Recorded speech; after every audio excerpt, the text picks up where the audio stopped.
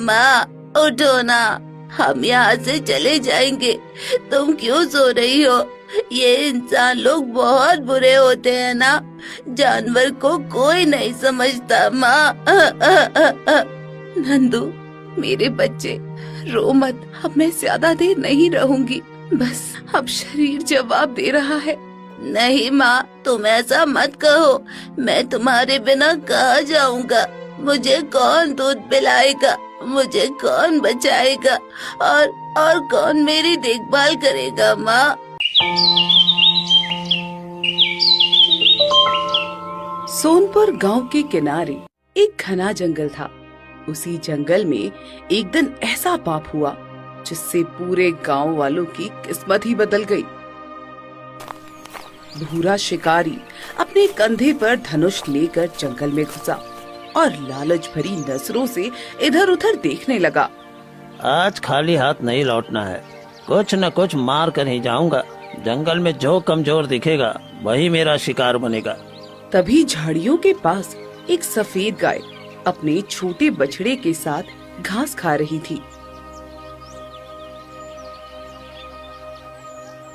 माँ, मैं दूर जाकर खेलूं?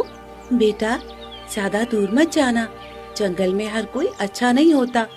माँ की आंखों के सामने ही रहो, तभी तो सुरक्षित रहोगे ना। बछड़ा झाड़ियों के पीछे जाकर घास खाने लगा। उसी समय शिकारी ने गाय को देखा। उसने बिना सोचे धनुष उठाया और गाय के ऊपर तीर चला दिया, और गाय को तीर लगते ही गौरी लड़खड़ाई और जमीन पर गिर पड़ी। हे भगवान, हे राम, मेरे बच्चे को बचा लेना, मेरी जान चली जाए पर मेरा बछड़ा बच जाए। झाड़ियों के पीछे छिपा नंदू कांपने लगा। उसकी आंखों में डर भर गया। भूरा शिकारी पास आया और बोला, अरे वाह, आज तो अच्छा शिकार मिला है। अब इसकी खाल और मांस से खूब पैसे मिलेंगे। गौरी दर्द से तड़प रही थी, मगर उसकी आंखें केवल झाड़ियों की ओर थी जहां उसका बछड़ा छिपा था। भूरा शिकारी ने चारों ओर देखा, पर बछड़ा उसे कहीं नहीं दिखा। अरे ये तो बहुत भारी है, अकेले नहीं ले जा पाऊंगा। अभी और शिकारियों को लेकर आता हूँ। वो जल्दी जल्दी वहाँ से चला गया। जैसे ही शिकारी गया, झाड़ियों से नंदू बछड़ा निकला और माँ के पास आकर रोने लगा। माँ उठो ना, हम यहाँ से चले जाएंगे। तुम क्यों सो रही हो? ये इंसान लोग बहुत बुरे होते हैं ना, जानवर को कोई नहीं समझता माँ। नंदू मेरे बच्चे, रो मत, अब मैं ज्यादा देर नहीं रहूंगी, बस अब शरीर जवाब दे रहा है। नहीं माँ, तुम ऐसा मत कहो, मैं तुम्हारे बिना कहाँ जाऊंगा? मुझे कौन दूध पिलाएगा, मुझे कौन बचाएगा, और कौन मेरी देखभाल करेगा माँ? गौरी ने आंखों में आंसू भरकर कहा, भगवान किसी न किसी को जरूर भेजेंगे, तू झाड़ियों में छिप जा, शिकारी लौट सकता है। उसी समय जंगल के रास्ते से एक गरीब पंडित गुजर रहा था। उसका नाम हरिनाथ था। उसके कपड़े पुराने थे और हाथ में एक फटी झोली थी। हरिनाथ पंडित रोज जंगल से सूखी लकड़ियाँ चुनकर गांव में बेचता था। उसी से उसका पेट पलता था। इस दुनिया में उसका कोई अपना नहीं था। हरिनाथ ने गाय की कराह सुनकर कदम रोक दिए। अरे ये कैसी आवाज है? कोई जीव दर्द में है क्या? वो आवाज के पीछे गया और घायल गाय को देखा। गाय के पास छोटा बछड़ा रो रहा था। हे राम, किस निर्दयी ने ये पाप किया है? एक बेजुबान माँ पर तीर चला दिया। पंडित जी, मेरे पास आओ, मेरे पास समय बहुत कम है। हरिनाथ हैरान रह गया।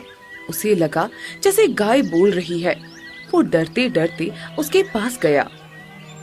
हे गौ माता, आप बोल रही हैं और आपका ये हाल कैसे हुआ?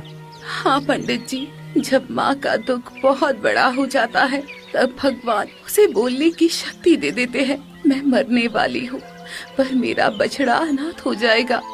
हरिनाथ की आंखें भर आई। गौ माता, मैं गरीब जरूर हूँ, पर पत्थर दिल नहीं हूँ। आप चिंता मत करो।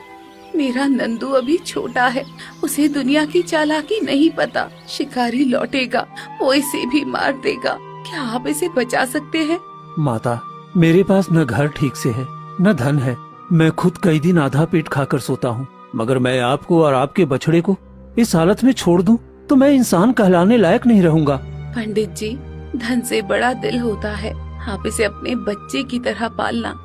लोग मजाक उड़ाएंगे, आपको ताने देंगे, पर एक दिन यही बछड़ा आपकी लाज रखेगा। नंदू रोते हुए बोला, माँ, मैं तुम्हें इस हालत में छोड़कर कहीं नहीं जाऊंगा माँ। गौरी ने अपने बछड़े को प्यार से देखा।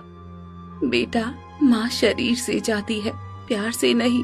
पंडित जी को अपना मानना। इनके पास कुछ नहीं है, पर इनके मन में भगवान रहते हैं। इतना कहते ही गौरी ने आखिरी सांसें ली और शांत हो गई। बछड़े के आंख से आंसू निकल रहे थे।